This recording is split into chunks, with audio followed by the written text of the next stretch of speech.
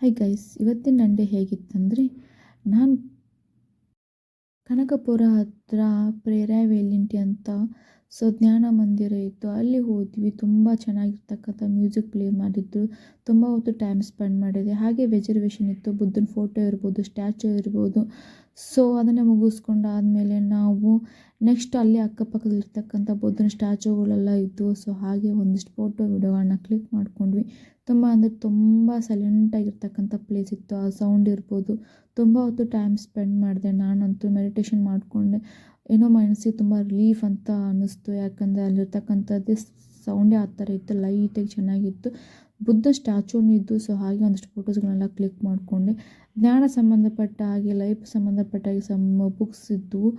ಒಂದಿಷ್ಟು ಬುಕ್ಸ್ಗಳನ್ನ ಕಲೆಕ್ಟ್ ಮಾಡಿಕೊಂಡೆ. ಹಾಗೆ ನಾವು ವಿ ವಿ ಪುರಂಗೆ ಬಂದು ಫುಡ್ ಸ್ಟ್ರೀಟ್ಗೆ ಬಂದು ಫುಡ್ಗಳನ್ನ ತಿಂದ್ಕೊಂಡು ಇವತ್ತಿನ ಡೇ ನಾನು ಎಂಡ್ ಮಾಡ್ತೀನಿ.